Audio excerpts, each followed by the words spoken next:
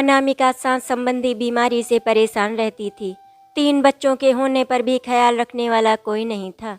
बड़ा बेटा कुणाल हरिद्वार में वन विभाग में अधिकारी है और छोटा बेटा वरुण घर पर ही अपनी पढ़ाई करता है और कोचिंग में पढ़ाता है। सबसे छोटी बेटी दीप्ति बाहर हॉस्टल में रहकर पढ़ती है, इसीलिए सबने कुणाल की शादी करने की सलाह दी।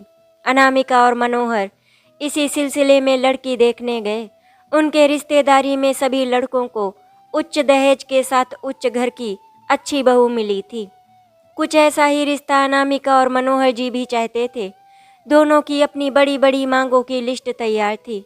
जैसे ही अनामिका और मनोहर घर आए, वरुण ने जिज्ञासा से पूछा, क्या हुआ माँ, कैसी है लड़की? मनोहर गुस्से में मुंह बनाए बोले, लड़की तो हमने देखी ही नहीं। वरुण आश्चर्य से बोला, पर आप लोग तो भैया के लिए लड़की देखने गए थे ना?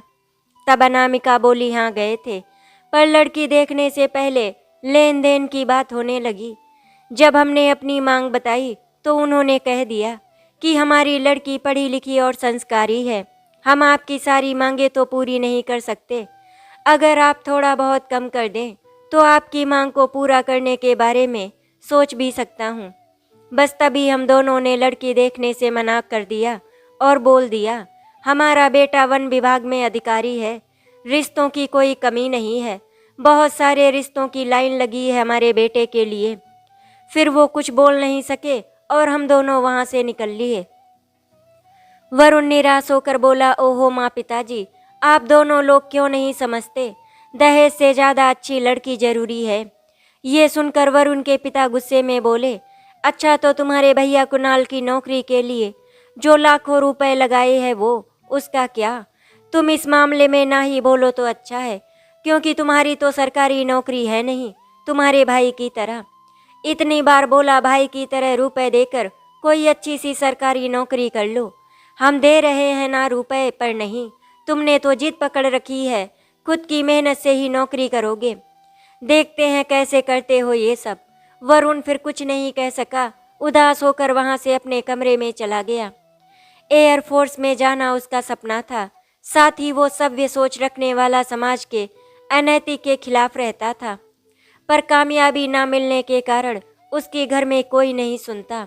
पर हाँ, उसकी छोटी बहन दीप्ति जो घर से दूर हॉस्टल में रहकर पढ़ती है, वो अपने भाई की बात जरूर सुनती है। इसीलिए वरुण अक्सर अपने कमरे में किताबों में खोया रहता था। घर में बड़े भाई कुणाल की शादी के लिए कई रिश्ते देखे गए, पर दहेज की मांग के चलते उन्हें कहीं रिश्ता पसंद ही नहीं आया। कुणाल हरिद्वार में अपनी नौकरी में व्यस्त रहता और अपनी शादी की सभी जिम्मेदारी घर वालों पर ही छोड़ रखी थी। स्वभाव अलग होने पर भी दोनों भाइयों में बहुत प्यार रहता था। इसी कारण वरुण अपने भैया कुणाल की शादी के लिए उत्साहित रहता था। थोड़े ही समय बाद संयोगवश उन्हें कुणाल के लिए एक अच्छा रिश्ता मिल गया। लड़की का नाम सुरेखा था। वो अपने पिता की इकलौती लड़की है। उसका केवल एक छोटा भाई है। उनके पिता सरकारी ठेकेदार हैं और उन्होंने सारी मांग खुशी खुशी स्वीकार कर ली। कुणाल के लिए रिश्ता मिलने पर वरुण बहुत खुश हुआ। उसने जल्दी ही ये खबर कुणाल और छोटी बहन दीप्ति को बताई। ये सुनकर दोनों बहुत खुश हुए। जल्दी ही कुणाल को बुलाकर रिश्ता पक्का करने संबंधी सभी रस्में पूरी करी गई। सुरेखा देखने में सुंदर और व्यवहार में विनम्र लग रही थी। पंडित जी ने 1 महीने बाद के विवाह का शुभ मुहूर्त रखा। वरुण को दीप्ति को लेने के लिए देहरादून भेज दिया। वरुण जैसे ही दीप्ति को लेके घर आया, दीप्ति चहकते हुए अपने माँ पिताजी के गले लग गई। कुणाल को छेड़ते हुए बोली, भैया मुझे बहुत खूबसूरत और महंगा वाला लहंगा चाहिए, आखिर मैं इकलौती ननद हूँ। कुणाल मुस्कुराते हुए बोला, हाँ हाँ जो मन करे ले लेना, पहले इतनी दूर से आई है आराम तो कर लो। दीप्ति दरवाजे की तरफ जाते हुए बोली, अभी नहीं, पहले मैं राधिका से मिलने जा रही हूँ। अरे रुक तो, माँ ने दीप्ति को रोकते हुए बोला, राधिका से कह देना समय निकाल कर जल्दी से घर में मदद के लिए आ जाए। बहू को देने के लिए सभी सामान तैयार करना है। कुछ समझ में ही नहीं आ रहा कैसे करूं। राधिका बहुत ही समझदार लड़की है, वो सब अच्छे से करा देगी। दीप्ति ने कहा, हाँ हाँ ठीक है। माँ बोली, ये अपनी सहेली राधिका को कभी नहीं भूलती। आखिर राधिका है भी गुणवान, जिला टॉप किया है। राधिका का है भी कौन, माँ तो बचपन में चली गई। बस उसके पिता मास्टर जी हैं। घर में रिश्तेदारों का आना भी शुरू हो गया। दीप्ति शादी की खरीदारी करने के लिए अपने पिता और दोनों भाई के साथ बाजार गई हुई थी। अनामिका एक अलग कमरे में सुरेखा को देने के लिए कपड़े, गहने और ऐसे कई सामान फैला कर बैठी थी। उन्हें समझ में नहीं आ रहा था बहू के लिए कौन कौन सा सामान और कपड़े सही होंगे। तभी अनामिका के कान में आवाज आई, नमस्ते मौसी जी। अनामिका ने मुड़कर देखा तो राधिका कमरे के दरवाजे के पास खड़ी थी। राधिका को देख अनामिका के चेहरे पर खुशी आ गई। वो बोली, अच्छा हुआ तुम आ गई राधिका, मुझे तो कुछ समझ में ही नहीं आ रहा, तुम ही बताओ बहू को सगुन में क्या क्या दूं। राधिका ने कहा, अरे मौसी जी, इसमें इतना परेशान होने की क्या बात है, हम बताते हैं। राधिका ने कुछ ही समय में साड़ी, श्रृंगार और गहने एक अलग अलग जगह पर रखकर बोली, ये लो मौसी जी, ये सब सामान भाभी जी को जरूर पसंद आएगा। अनामिका की चिंता भी दूर हो गई। वो खुशी से बोली, राधिका तुमने तो मेरी परेशानी ही खत्म कर दी। तभी दीप्ति वहां आई और राधिका को देख खुशी से गले लगा लिया। दीप्ति बोली, चलो अपने खरीदे हुए कपड़े और सामान दिखाती हूँ। इतना बोल वो राधिका को हाथ पकड़कर अपने कमरे में ले गई। शादी का दिन भी आ गया। सभी लोग बारात में जाने के लिए तैयार हो रहे थे। राधिका दीप्ति को तैयार कर रही थी। तभी वरुण हाथ में अपनी शेरवानी लिए इधर से उधर बोलते हुए घूम रहा था, कोई मेरी शेरवानी का बटन टाक दो, पता नहीं कैसे निकल गया। सब लोग अपने सजने और काम में बहुत व्यस्त थे, इसीलिए सबने यही बोलकर कि किसी और से करा लो टाल दिया। तब वरुण दीप्ति के पास गया जहां राधिका दीप्ति के बाल बना रही थी। वरुण ने दीप्ति से बोला, पर दीप्ति ने बोला, ओहो भैया, मैं अभी तैयार हो रही हूँ। वरुण उदास होकर बोला, ठीक है, मैं ऐसे ही पहन लेता हूँ। राधिका ये देखकर बोली, लाओ हम लगा देते हैं बटन। ये सुनकर वरुण एकटक राधिका को देखने लगा। तभी दीप्ति बोली, हाँ राधिका कर देगी, इसको आता है। वरुण ने शेरवानी राधिका को दे दी। राधिका ने कुछ ही मिनट में बटन टाक कर वरुण को शेरवानी वापस कर दी। अनामिका जैसे ही कमरे में आई वो बोली, अरे राधिका तुम कब तैयार होगी? राधिका बोली, हाँ मौसी जी, बस जा रही हूँ। राधिका जैसे ही तैयार होके आई, सब लोग देखते ही रह गए। सादगी में रहने वाली राधिका ने पहली बार हल्का मेकअप किया था। जो बाल हमेशा बांधे रहते थे वो रेशम के खुले राधिका की सुंदरता में चार चांद लगा रहे थे। वरुण की तो नजर ही नहीं हट रही थी राधिका से। दीप्ति राधिका को देख आश्चर्य से बोली, मैं इतना महंगा लहंगा पहनकर भी इतनी सुंदर नहीं लग रही जितनी तुम अपने सूट में लग रही हो। सभी लोग बारात में चले गए। सारी रस्मों के साथ शादी संपूर्ण हुई। सुरेखा बहू के रूप में बहुत सारे दहेज के साथ अपने ससुराल आ गई। सभी लोगों की आंखें फैल गईं इतना सारा दहेज देखकर। महंगी कार, गहने, कपड़े और बहुत सा महंगा सामान। सभी लोग अनामिका और मनोहर को इतनी अच्छी बहू मिलने की बधाई दे रहे थे। सुरेखा घर में सभी के लिए कीमती उपहार लेकर आई थी। दीप्ति भी सुरेखा से मिलकर बहुत खुश हुई। धीरे धीरे सभी मेहमान जाने लग गए। शादी के 3 दिन बाद कुणाल को अपनी नौकरी पर जाना था। शादी के कारण बहुत छुट्टी ले चुका था। अचानक कुणाल के जाने की खबर सुन कुणाल के जाने के लिए सामान रखने लगी। सुरेखा भी अपना सामान बांधने लगी। ये देख अनामिका बोली, अरे बेटी, तुम क्यों सामान बांध रही हो? सुरेखा बोली, कुणाल के साथ जाने के लिए। ये सुन अनामिका चौंक गई। अनामिका बोली, लेकिन बहू, अभी तो शादी के 2 ही दिन हुए हैं, कुछ दिन तो हमारे पास रुक जाओ, फिर कुणाल के साथ चले जाना। सुरेखा कुणाल की तरफ देखने लगी। कुणाल बोला, माँ, सुरेखा ने शादी से पहले ही कह दिया था, शादी के बाद वो मेरे साथ ही रहेगी। अनामिका बोली, पर बेटा, कम से कम कुछ दिन तो मेरे पास रह जाती, कितने अरमान है मेरे बहू को लेकर। कुणाल बोला, माँ, अब मुझे कुछ नहीं बोलना। अनामिका का सुरेखा ने दहेज से मुंह बंद कर दिया था। अनामिका चाहकर भी सुरेखा को कुछ दिनों के लिए अपने साथ नहीं रख सकती थी। अगले दिन कुणाल सुरेखा के साथ दहेज में मिली कार से सहारनपुर से हरिद्वार के लिए निकल गए। अनामिका उदास हो गई, पर उनकी उदासी की ना तो कुणाल को परवाह थी ना ही सुरेखा को। दीप्ति को भी वरुण हॉस्टल छोड़ने के लिए देहरादून चला गया। घर में कुछ दिनों की चहल पहल के बाद बिल्कुल सन्नाटा छा गया। घर में अब बस अनामिका, मनोहर और वरुण रह गए थे। माँ की तबीयत खराब देखकर वरुण घर का काम करने के लिए एक नौकरानी दामिनी को लगा दिया, लेकिन अनामिका को उसका काम पसंद नहीं आता। अनामिका अक्सर कुछ न कुछ दामिनी को सुना दिया करती। दामिनी काम तो करती पर अनामिका की सेवा, समय से दवा देना ये सब नहीं करती। पड़ोस की कुछ औरतें अनामिका से मिलने आई। उन्होंने वरुण की शादी के लिए बोला। अनामिका बोली, अब तो मुझे बहू से कोई उम्मीद ही नहीं रही। समय बदल गया है, आने वाली बहू को बस अपने पति में ही परिवार नजर आता है, सास ससुर से कोई मतलब ही नहीं। अब वो जमाना गया जहाँ बहू सास की सेवा करती थी। आजकल तो बहू अपने बहू होने का दायित्व निभाए बिना ही सास में कमी निकाल देती है कि वो मुझे अपनी बेटी की तरह नहीं समझती। करीब 1 साल ऐसे ही बीत गया। सुरेखा और कुणाल मेहमानों की तरह आते, कुछ दिन रुककर वापस चले जाते। वरुण ने भी फौज में भर्ती का परीक्षा दिया और आगे की तैयारी में लग गया। पर माँ पिताजी की सेवा और पढ़ाई दोनों साथ करना मुश्किल हो रहा था। अनामिका के अरमान दिल के दिल में ही रह गए। एक दिन राधिका के पिता मास्टर जी राधिका की शादी का कार्ड लिए घर आए। उन्होंने अनामिका और मनोहर को कार्ड देते हुए बोला, आप सभी लोग शादी में जरूर आइएगा। वरुण मन ही मन राधिका को पसंद करता था। राधिका की शादी की खबर सुन वो बहुत उदास हो गया। दीप्ति अपनी परीक्षा के चलते राधिका की शादी में नहीं आ सकी। राधिका की शादी वाले दिन अनामिका की तबीयत ठीक नहीं होने के कारण अनामिका और मनोहर शादी में नहीं जा सके। अनामिका ने वरुण को बोला, मास्टर जी खुद घर पर आकर कार्ड देके गए हैं, कम से कम तुम ही चले जाओ। वरुण उदास मन से तैयार होकर शादी में चला गया। वरुण के बाद अनामिका और मनोहर एक साथ बैठे बातें करने लगे। मनोहर ने बताया कि सुरेखा के पिताजी ने वरुण के लिए एक बहुत ही अच्छा रिश्ता बताया है, बस वरुण की नौकरी लग जाए। ये सुनकर अनामिका ने पूछा, बड़े बेटे की शादी की तरह ये लोग इतना दे सकेंगे सब सामान? मनोहर बोला, हाँ हाँ, वो बड़े घर की लड़की है, कुणाल से ज़्यादा ही सामान मिलेगा। ये सब सुनकर अनामिका का चेहरा खिल गया। थोड़े से ही पल में उसकी आंखों के सामने गहने कार कीमती जैसे चीज़ें घूमने लगी। थोड़ी देर बाद दामिनी आई। आज वरुण की शादी की बात सुन अनामिका खुश थी। उसने दामिनी को कुछ भी भला बुरा नहीं कहा। दामिनी ने सारा काम जल्दी से खत्म कर दोनों के लिए खाना लगा दिया।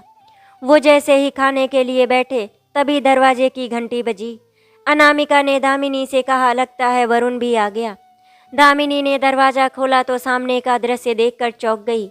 दामिनी ने अनामिका को आवाज़ लगाते हुए बोला, मालकिन जल्दी आओ। अनामिका और मनोहर साथ में पकड़ा हुआ निवाला थाली में रखकर घबराकर दरवाजे की तरफ गए।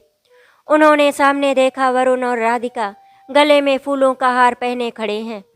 अनामिका आश्चर्य से बोली, ये क्या मजाक है वरुण? तुम तो राधिका की शादी में गए थे ना, तो राधिका को यहाँ क्यों लेके आए हो? अनामिका एक के बाद एक सवाल की बौछार किए जा रही थी। वरुण को जवाब देने का मौका ही नहीं दे रही थी। मनोहर ने अनामिका को बोला, क्या कर रही हो? सवाल पे सवाल पूछे जा रही हो। दोनों को अंदर तो आने दो, बाहर ही खड़े करके सारी बात पूछोगी क्या?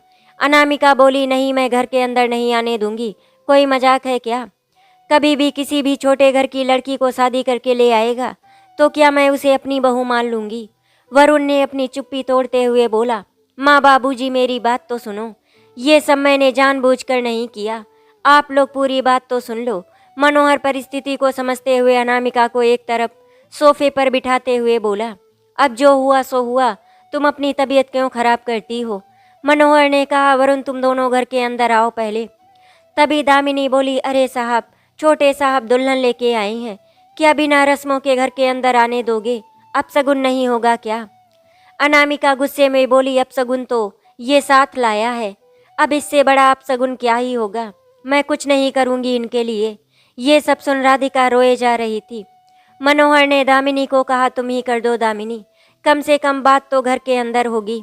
ऐसे दरवाजे पर खड़ा करके पड़ोसियों के सामने तमाशा बनाना है क्या? दामिनी ने हाथ में आरती की थाल और चावल से भरे कलश को लेकर कुमकुम की थाल रख दी और सारी रस्में पूरी कर घर के अंदर आ गए।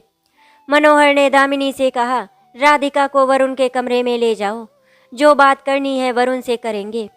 दामिनी राधिका को वरुण के कमरे में ले गई और पानी ला कर दिया। राधिका लगातार रोए जा रही थी। दामिनी ने राधिका से कहा, छोटी मालकिन, बहुत अच्छे हैं हमारे वरुण मालिक, आपको खुश रखेंगे, आप रो मत। दूसरी ओर मनोहर और अनामिका ने वरुण के सामने फिर बहुत से सवाल रख दिए। वरुण ने फिर बताया, मैं क्या करता पिताजी, राधिका दुल्हन बन के तैयार बैठी थी, सब लोग बारात का इंतजार कर रहे थे। तभी मास्टर जी के पास फोन आया। जिस लड़के से शादी होने वाली थी वो किसी और लड़की को चाहता है और वो उस लड़की के साथ उसी समय घर से भाग गया। मास्टर जी ये सुन सदमे में आ गए। उन्होंने ये बात सिर्फ मुझसे और अपने चंद दोस्तों से कही। उन्होंने बोला, इतना कर्ज लेके शादी की तैयारी की है, अब जो लड़की दुल्हन बन बैठी हो पर उसकी बारात ही ना आए, ऐसे में लोग न जाने कितनी तरह की बातें करेंगे मेरी बेटी के खिलाफ। उससे कौन शादी करेगा, कौन रिश्ता करेगा, मैं क्या करूं? इतना बोल मास्टर जी रोने लगे। वो बिल्कुल टूट गए। रोते रोते वो बेहोश हो गए। राधिका को ये सब पता चला तो वो बहुत परेशान हो गई। अपने पिताजी के लिए जल्दी ही डॉक्टर को बुलाया। डॉक्टर ने बोला, ये सदमे की वजह से हुआ है, पर अभी भी इनकी तबीयत इस काबिल नहीं कि कोई सदमा बर्दाश्त कर सके। सभी मेहमान बैठे बारात जयमाला का इंतजार कर रहे थे। मुझे कुछ समझ में नहीं आ रहा था मैं कैसे उनकी मदद करूं। मुझसे उनकी हालत देखी नहीं गई तो मैंने उनसे कहा, मास्टर जी यदि आप मुझे राधिका के लायक समझे तो मैं अभी राधिका से शादी करना चाहता हूँ। मेरी बात से उन्हें उम्मीद की किरण और जीने की वजह नजर आई। सभी लोगों को ये बात ठीक लगी। राधिका को जब मेरी इस बात का पता चला तो वो मुझसे बोली, आप मात्र दया के कारण इतना बड़ा फैसला मत लीजिए, समय बीतने के साथ मैं पिताजी को संभाल लूंगी। मैंने राधिका से कहा, क्या तुम्हें मैं पति के रूप में पसंद नहीं? इस बात पर राधिका बोली, आप तो जिस भी लड़की के पति होंगे वो अपने आप को सौभाग्यशाली ही समझेगी। फिर मास्टर जी ने राधिका से कहा, बेटी मुझे नहीं पता मैं कब तक इस दुनिया में रहूँगा, तुम अच्छे घर में चली जाओ तो मुझे तसल्ली होगी। राधिका बिलक बिलक कर रोते हुए बोली, नहीं पिताजी आपको कुछ नहीं होगा। फिर ऐसे मेरी और राधिका की जरूरी रस्मों के साथ कुछ समय में ही शादी हो गई। अनामिका भड़कती हुई बोली, तू अपने समाज सेवा में क्या किसी भी मुसीबत को अपने गले में डाल लेगा? मनोहर ने अनामिका को समझाया, जो होना था वो तो हो गया, अब इन सब बातों का कोई फायदा नहीं, सच को स्वीकार कर लो। अब आगे क्या करना है, रिश्तेदारों को कैसे बताएंगे? इसके लिए कुणाल और दीप्ति को बुलाकर बात करेंगे। दीप्ति तो आ ही नहीं सकेगी, कल कुणाल को बुला लो। सारी बातें होने के बाद वरुण अपने कमरे में पहुंचा जहां राधिका बैठी थी। वरुण को देख वो खड़ी हो गई। वो बोली, क्या अभी भी सब नाराज हैं? वरुण बोला, सब समय के साथ ठीक हो जाएगा। हाथ में तकिया लिए वो बोला, मैं सोफे पर सो जाता हूँ, तुम बिस्तर पर सो जाओ। इस समय तुम्हारे मन की स्थिति समझता हूँ। जब तक तुम मुझे अपने मन से पति के रूप में स्वीकार नहीं कर लेती मैं तुम्हें हाथ भी नहीं लगाऊंगा। रात तो लगभग बीत ही चुकी थी। अगले दिन सबके उठने से पहले सुबह ही उठकर राधिका ने नहाकर पूजा कर लिया। अनामिका और मनोहर जब उठे तो ये देखकर प्रभावित तो हुए पर उसे जाहिर नहीं किया। राधिका ने मनोहर और अनामिका को देख उनके पैर छुए तो मनोहर ने बोला, सदा सुहागन रहो। पर अनामिका ने कहा, तुम्हारी भले ही मेरे बेटे से शादी हो गई पर छोटे घर की लड़की को मैं अपनी बहू कभी नहीं मानूंगी। राधिका समझ गई थी घर वालों का दिल जीतने के लिए उसे कड़ी मेहनत करनी होगी। मनोहर ने कुणाल को घर आने के लिए कहा। मनोहर ने दीप्ति की जब तक परीक्षा ना हो जाए तब तक कुछ ना बताने को कहा। उसका ध्यान फिर परीक्षा में नहीं लगेगा। कुणाल और सुरेखा के आने पर सारी बात बताई। सुरेखा बोली, ये क्या इतने छोटे घर की लड़की और इस घर की छोटी बहू? सबने यही कहा, एक पार्टी रख देते हैं, सभी रिश्तेदारों को बुला लेंगे। दीप्ति की परीक्षा एक हफ्ते बाद खत्म हो जाएगी, तभी का समय सही रहेगा। परीक्षा के बाद जब दीप्ति घर आई और सारी बात पता चली तो वो खुशी से उछल पड़ी। राधिका उसकी सहेली, उसकी भाभी बन गई थी। बहुत शानदार पार्टी हुई। सभी लोग राधिका की सुंदरता की तारीफ कर रहे थे, जिसे सुन सुरेखा को बहुत जलन हो रही थी। बेहद गहने और महंगी साड़ी पहनने पर भी सुरेखा राधिका के आगे फीकी लग रही थी। पार्टी खत्म हुई। अनामिका बहुत ताने मारती राधिका को। सुरेखा भी बात बात पर अपने लाए हुए दहेज का घमंड करती ताने मारती, पर राधिका किसी की बात का बुरा नहीं मानती। दीप्ति को ये बिल्कुल अच्छा नहीं लगता। वो अपनी सुरेखा भाभी को सुना देती थी। राधिका ने जल्दी ही घर की जिम्मेदारी संभाल ली। अनामिका की दवा और सेवा में राधिका ने कोई कमी नहीं छोड़ी, पर अनामिका के मुंह से छोटे घर की ये ताना कभी बंद ही नहीं होता। खाने में कमी निकालती पर सबसे छुपकर राधिका के हाथ की बनी खीर कई बार खाया करती। अनामिका की तबीयत अब पहले से बहुत अच्छी हो गई थी। राधिका अनामिका के सर या पैर में भी दर्द हो तो अपने हाथों से दबाती, पर सुरेखा ने तो कभी अनामिका को क्या हुआ है, किस चीज़ की दवा चल रही है, ये भी पता नहीं था। डॉक्टर भी अनामिका के स्वास्थ्य में सुधार को देख खुश थे। ऐसे में वरुण ने बहुत सहयोग किया। समय के साथ वरुण का प्यार राधिका को महसूस होने लगा। दोनों एक दूसरे के साथ पति पत्नी के रूप में रहने लगे। लगभग कुछ समय बाद वरुण का एयरफोर्स में नाम आ गया। उसने परीक्षा उत्तीर्ण कर ली। अब वरुण को ट्रेनिंग के लिए जाना था। दीप्ति की भी उस साल पढ़ाई पूरी हो गई थी। अब घर में दीप्ति भी साथ रहती, राधिका का मन लगा रहता। वरुण का ट्रेनिंग पर जाना राधिका से इतनी दूर रहने का गम तो था ही, साथ ही राधिका को नौकरी मिलने की खुशी भी थी। सुरेखा और कुणाल आते तो राधिका बहुत अच्छे से उनकी सेवा करती, पर सुरेखा के मन में राधिका के लिए कभी सम्मान और प्यार आया ही नहीं। ट्रेनिंग के पूरा होने के बाद वरुण घर आया। पूरा घर वरुण के पास बैठा था, सब खुश थे। वरुण ने बताया कि उनकी पोस्टिंग जोधपुर में हुई। तब दीप्ति खुश होकर बोली, अब तो राधिका भाभी भी साथ जाएंगी। ये सुनकर सुरेखा जल गई। वो बोली, क्यों, राधिका क्यों साथ जाएगी? माँ जी का ख्याल कौन रखेगा? ये सुन दीप्ति हंसने लगी। वो बोली, आपको कब से माँ की तबीयत की परवाह होने लगी? आपको तो ये भी नहीं पता होगा कि माँ को बीमारी क्या है। राधिका भाभी आपके बाद आई हैं। उन्होंने सिर्फ भैया को ही नहीं, पूरे परिवार को अपना परिवार माना है। ये सुनकर तो जैसे आग में किसी ने घी डाल दिया, वैसे ही सुरेखा भड़क गई। गुस्से में वो बोली, ट्रकों में भर भर कर दहेज लाई थी, सारी मांगे पूरी की है मेरे पिताजी ने। दीप्ति कहाँ चुप रहने वाली थी, वो भी बोल पड़ी, हाँ, उसी दहेज की मांग करने की ही तो सजा मिली है, जो माँ पिताजी को एक भी दिन बहू का सुख नहीं मिला। आज तक आपके हाथ के बना खाना तो दूर, पानी भी नहीं पिया होगा माँ ने। इतनी बीमार रही माँ, वरुण भैया उनकी सेवा करते रहे। इतनी मजबूरी में भी एक दिन भी माँ के पास नहीं रही। परिवार को सामान की नहीं, सम्मान की जरूरत होती है। जो आपके पास खुद नहीं तो दूसरों को क्या दोगी? कुणाल ने तेज आवाज में बोला, दीप्ति अपनी भाभी से क्या ऐसे बात करते हैं?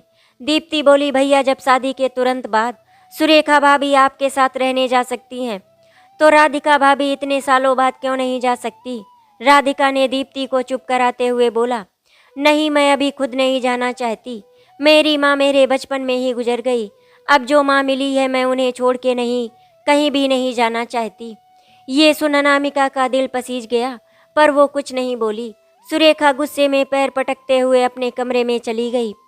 एक रोज मनोहर के छोटे भाई के पोते का जन्मदिन था। मनोहर और दीप्ति दोनों जन्मदिन के लिए दीप्ति के चाचा जी के यहाँ मेरठ चले गए। घर में राधिका और अनामिका अकेली थी। अचानक नहाने के बाद अनामिका जैसे ही निकल रही थी, बाथरूम में उसका पैर फिसल गया। उसके हाथ और पैर में चोट आई। गिरने की आवाज़ सुन राधिका भाग कर आई। माँ की हालत देखकर वो चौंक गई। उसने जल्दी से सहारा देकर माँ को उठाया। अनामिका कुछ भी नहीं बोल पा रही थी, बस आंखें खोले दर्द से करा रही थी। राधिका ने फिर सबसे पहले वरुण को फ़ोन किया। वरुण ने कहा, तुम एम्बुलेंस को फ़ोन करो, मैं आज ही निकलता हूँ यहाँ से छुट्टी लेके। राधिका ने एम्बुलेंस को फ़ोन किया, फिर मनोहर को फ़ोन कर सारी बात बताई। वो लोग रास्ते में ही थे। मनोहर ने कुणाल को फ़ोन किया तो कुणाल ने कहा, पिताजी मैं अभी नहीं आ सकता, जितने रुपए की ज़रूरत हो बता देना, हम 2 दिन बाद आ जाएंगे। कुणाल की बात सुनकर मनोहर का मन बहुत दुखी हुआ। वो मन ही मन में सोचने लगा, नौकरी आज उसे अपनी माँ से भी ज़्यादा प्यारी हो गई। उसका मन भी नहीं घबराया माँ की हालत के बारे में सुनकर। मनोहर और वरुण सबको आने में बहुत समय लगता। राधिका ने एम्बुलेंस आते ही माँ को अस्पताल पहुँचाया। डॉक्टर ने कहा, जान को खतरा नहीं, पर चोट बहुत गंभीर है।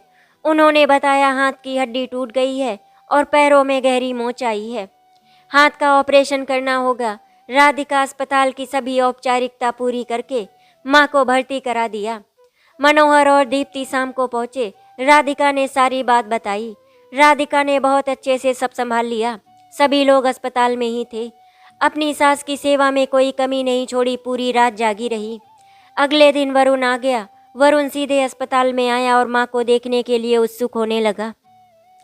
मनोहर ने बोला, बेटा तू इतनी दूर से सहारनपुर आ गया और इतनी पास हरिद्वार से तेरा भाई नहीं आया, उसे तो अपनी माँ की कोई चिंता नहीं। वरुण बोला, पिताजी बहुत मुश्किल से छुट्टी लेकर आया हूँ, छुट्टी नहीं मिल रही थी। ऑपरेशन के बाद अनामिका को अलग कमरे में रखा गया। थोड़ी देर बाद जब उन्हें होश आया तो सबको सामने देखकर बोली, कुणाल और सुरेखा नहीं आए। वरुण ने कहा, अरे माँ, भैया तो जिद कर रहे थे आने की। मैंने ही कहा जब मैं यहाँ हूँ तो आप अपना काम पूरा करके आ जाना। मनोहर की आंखों में आंसू आ गए। राधिका और वरुण ने दीप्ति और पिताजी को घर पर आराम करने के लिए भेज दिया। 5 दिन अनामिका को अस्पताल में भर्ती रहना था। राधिका घर का काम करती और रात को अस्पताल में भी जगती। दीप्ति पिताजी का ख्याल रखने के लिए उनके साथ रहती थी। रात में न सोने के कारण राधिका की तबीयत भी ठीक नहीं थी। 3 दिन बाद कुणाल और सुरेखा आए। मनोहर ने कहा, बड़ी बहू आ गई है तो एक रात वो रुक जाएगी अनामिका के पास। सुरेखा बोली, मैं सफ़र से थक के आई हूँ और रात में जगना, वैसे भी मुझे दवाइयों की महक से मितली आती है। दीप्ति बोली, मुझे पहले ही पता था आप यही बोलेंगी। राधिका भाभी बिना उफ किए 3 रात से सोई भी नहीं है। कुणाल ने भी सुरेखा का पक्ष लेते हुए बोला, सुरेखा की तबीयत ठीक नहीं है, वो नहीं रुकेगी। राधिका ने कहा, कोई बात नहीं, मैं ही रुक जाऊंगी, आप लोग परेशान ना हो। मनोहर और अनामिका एक दूसरे का मुंह देख रहे थे। सबके जाने के बाद अनामिका ने मनोहर से कहा, हमने दहेज के लालच में अपने बेटे को ही बेच दिया, अब वो हमारा नहीं रहा। राधिका तो बहू के रूप में बेटी मिली है। मैंने क्या कुछ नहीं कहा उसे, पर उसने कभी कुछ नहीं कहा। अनामिका की हालत में सुधार देख डॉक्टर ने अनामिका को घर पर आराम करने को कहा। वरुण को वापस जाना था। जाने से पहले वरुण ने एक पुरानी कार खरीदकर घर ले आया। कार देख मनोहर ने कहा, ये क्यों लाए? वरुण बोला, अभी इतने रुपए नहीं जो नई कार लेता, इसीलिए ये कार आपके लिए ली है। मैंने एक ड्राइवर रखवा दिया, जब भी कहीं जाना हो तो आप और माँ इससे चले जाना। माँ को बार बार अस्पताल में ले जाना होगा। राधिका बहुत खुश हुई ये देख। दीप्ति बोली, ये आपने ठीक किया भैया। राधिका का हाथ पकड़ दीप्ति बोली, चलो भाभी देखते हैं कैसी है कार। सुरेखा इस बात का तंज कसती हुई बोली, हाँ बैठ जाओ पुरानी कार में, महंगी और नई कार में बैठना हर किसी के नसीब में कहाँ। दीप्ति ने तुरंत इसका जवाब देते हुए बोला, हाँ भाभी सही कहा, अपने पति की कमाई की पुरानी कार में बैठने का सुख हर किसी के नसीब में कहा। कुछ लोगों को तो दहेज की भीख में मिली कार से ही काम चलाना पड़ता है। सुरेखा मुंह बनाकर घर में चली गई। अनामिका जब ठीक हो गई तब सोने के 2 मोटे मोटे कंगन निकालकर राधिका को देते हुए बोली, ये मेरी सास को उनकी सास ने दिए और मेरी सास ने मुझे दिए थे, क्योंकि उन्हें मेरी सेवा भाव के कारण उन्हें मुझ में बहू नहीं अपनी बेटी नजर आती थी, इसीलिए ये कंगन मुझे दिए थे। अब मैं ये तुम्हें देना चाहती हूँ। मुझे माफ़ करना बेटी, मैंने तुम्हें बहुत भरा बुरा कहा। राधिका को अनामिका ने गले लगा लिया। उसे अपनी गलती का एहसास हो गया था। वरुण जब जाने को तैयार हुआ तो माँ ने राधिका को भी वरुण के साथ जाने के लिए कहा। राधिका के मना करने पर माँ ने कहा, बेटा तुम्हें भी अपना जीवन वरुण के साथ खुशी खुशी बिताना चाहिए। राधिका कुछ समय वरुण के साथ और कुछ समय अपने ससुराल में बिताती थी। समय बीतने के साथ दीप्ति की शादी हो गई। कुणाल की तरह वरुण का भी एक बेटा है जो अपने दादा दादी से बहुत प्यार करता है। कुणाल और सुरेखा दोनों अलग घर बनवा के रहते हैं, घर पर बहुत ही कम आते हैं। राधिका को पाकर अनामिका और मनोहर की सोच बदल गई। बहू ऊंचे और बड़े घर की नहीं बल्कि ऊंचे गुणों और सोच वाली होनी चाहिए। धीरे धीरे करके इसी तरह से दिन गुजर रहे थे। एक दिन अचानक से सुरेखा की तबीयत बहुत ज़्यादा खराब हो गई। उसको हॉस्पिटल में भर्ती करना पड़ा। दरअसल सुरेखा को कुछ दिनों से बुखार आ रहा था, लेकिन उसने इस बात पर ध्यान नहीं दिया और फिर वो एक दिन सीढ़ियों से चढ़कर ऊपर अपने कमरे में जा रही थी और जैसे ही कमरे के दरवाजे के पास पहुंची उसको चक्कर आ गए और वो वहीं पर गिर पड़ी। कुछ गिरने की आवाज़ सुनकर कुणाल वहां पर पहुंचा तो देखा सुरेखा। उसने जैसे ही सुरेखा को उठाने की कोशिश की तो उसका शरीर बहुत ही ज़्यादा तप रहा था, इसीलिए कुणाल तुरंत सुरेखा को लेकर हॉस्पिटल चला गया। वहां पर जब डॉक्टर ने देखा तो बताया कि सुरेखा को टाइफाइड हुआ है। सुरेखा के मायके में इस समय घर पर कोई नहीं था, सब घूमने के लिए इंडिया से बाहर गए हुए थे। डॉक्टर ने सुरेखा को 5 दिन हॉस्पिटल में रुकने के लिए बोला था, इसीलिए वहां पर रुकने के लिए कोई तो होना चाहिए था, क्योंकि कुणाल को आज ही किसी बहुत ज़रूरी काम से बाहर निकलना था। वो उसे कैंसिल नहीं कर सकता था। अभी कुणाल को समझ में नहीं आ रहा था कि वो किसको फ़ोन करे सुरेखा के पास रुकने के लिए। आखिरकार हार कर उसे अपनी मां अनामिका के पास फ़ोन करना ही पड़ा। अनामिका को जैसे ही पता चला कि सुरेखा हॉस्पिटल में भर्ती है, वो तुरंत ही मनोहर के साथ अस्पताल के लिए निकल गई। आज कुणाल को अपने किए पर बहुत ही पछतावा हो रहा था। मनोहर ने अपने बेटे कुणाल से कहा, बेटा अब तुम जाओ, यहाँ की बिल्कुल भी चिंता मत करना, मैं और अनामिका बहुत अच्छे से ध्यान रखेंगे। कुणाल अपनी माँ और पिता के गले मिलकर चला गया।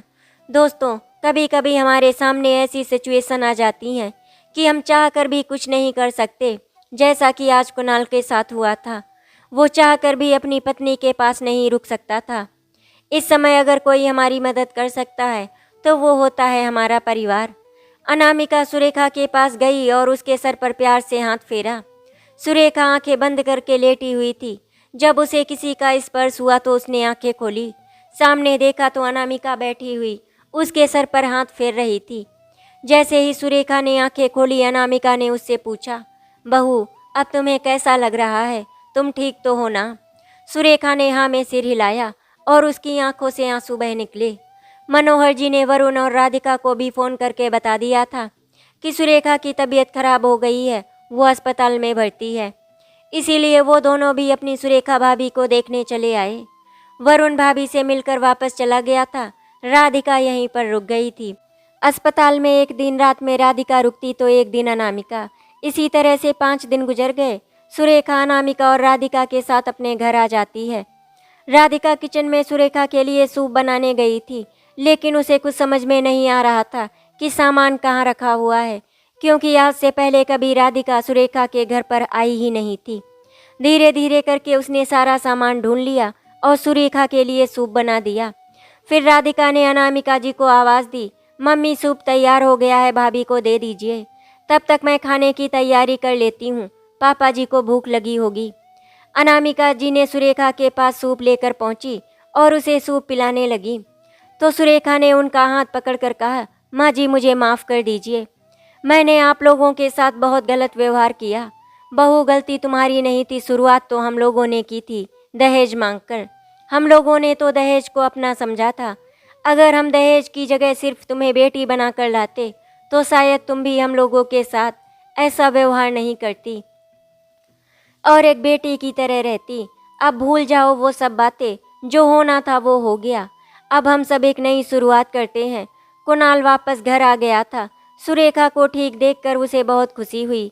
उसने अपनी माँ को गले से लगा लिया और सारे गिले शिकवे मिटा दिए।